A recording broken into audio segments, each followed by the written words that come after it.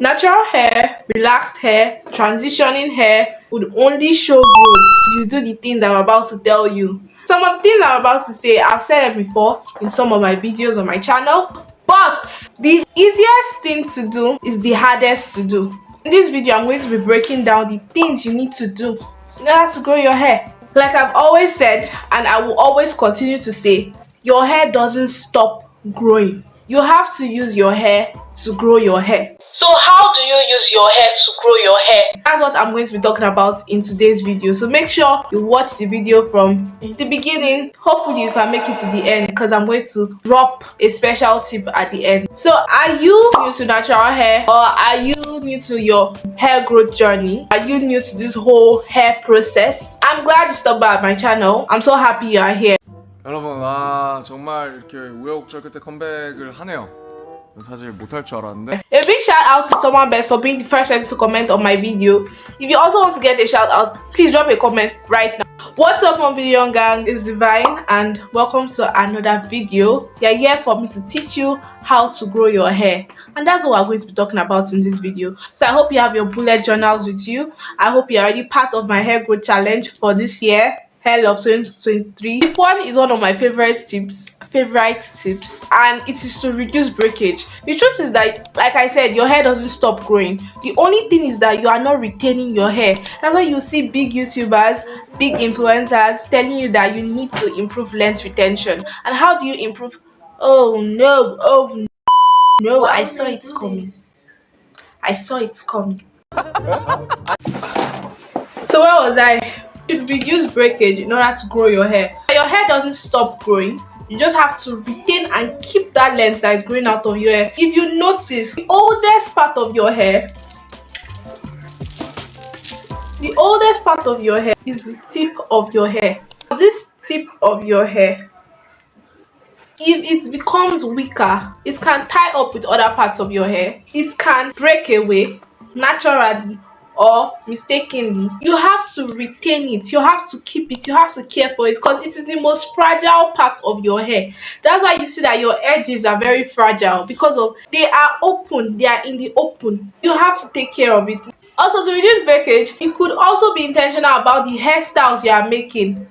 Whatever hairstyle you make, be intentional about it. In my hair growth challenge for this year, I'm not going to use any hair extension. I'm not going to use any extensions on my hair. I'm just going to wear my natural hair. It's not compulsory you join me, but I realized that wearing extensions in my hair rip my hair of moisture, because I'm adding another hair into my hair and it breaks my hair away. Personally, this year I'm not going to use any extension. It doesn't mean that I don't like extension. I just noticed that it rips my hair out. Also, you should be intentional about how you pack your hair. I use satin scrunchies. If you don't have satin scrunchies, you can use this hair tie or shoelace. But if you are going to use rubber bands on your hair, make sure that you oil the rubber bands. As you can see, I get beads on my hair, so I use rubber bands. When I want to lose out my hair, I'm going to oil the edges, the ends of my hair with oil, because of I don't want my hair to snap away with the rubber bands. Because if my hair snaps away with the rubber band, it is going to blunt the edge of my hair, which can lead to breakage and tangles in the long run. Those breakage and tangles will lead to shedding of my length.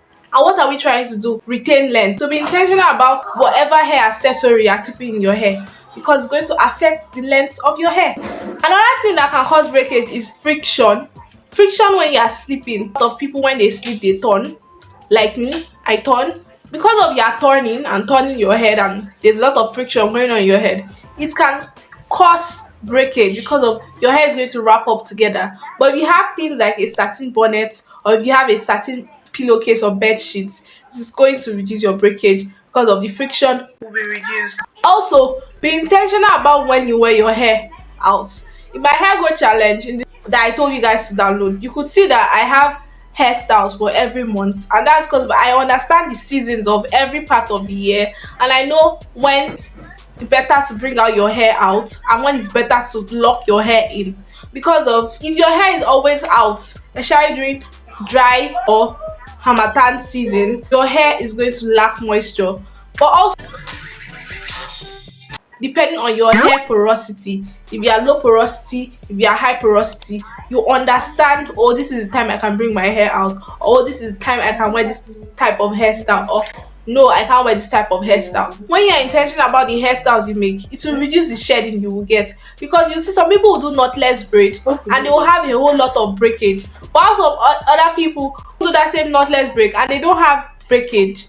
Understand the hairstyles that work for you. So before we go to the next tip, I have another question. Have you ever felt so bad in your body, like you felt so unhealthy, so uneasy, just because of you have been consuming sugar? Like, I just feel drained when I'm taking and consuming a lot of sugar. So I hope I'm not the only person. If you've had that kind of experience, please share it in the comment section. I know that you are still watching this video. If you are still watching the video, please like this video physically and not emotionally. And let me take you to the next tip. The next tip is very important. And like I said on my channel, I am not a fan of mentioning this brand works for me or this brand did not work for me. I just feel everybody has different phases in their life.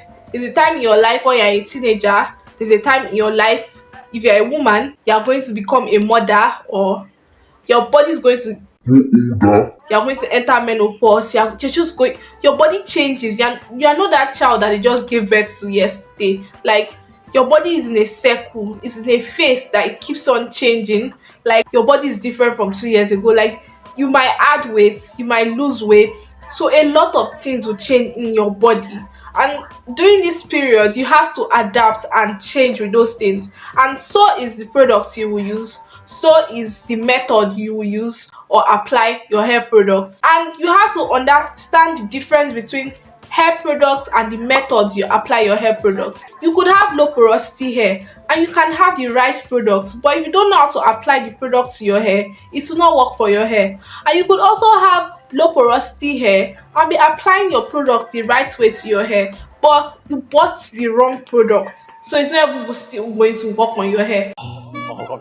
So what you should understand is that low porosity hair means that it is hard to retain water or moisture in their hair. High porosity hair means that it is easy to keep water inside their hair, but the water will dry out easily because of their pores are open. Low porosity is hard to keep moisture into their hair, but once the water gets inside, it is trapped because the pores are always closing up easily. So if you are low porosity, you have to find products that have lots and lots of water.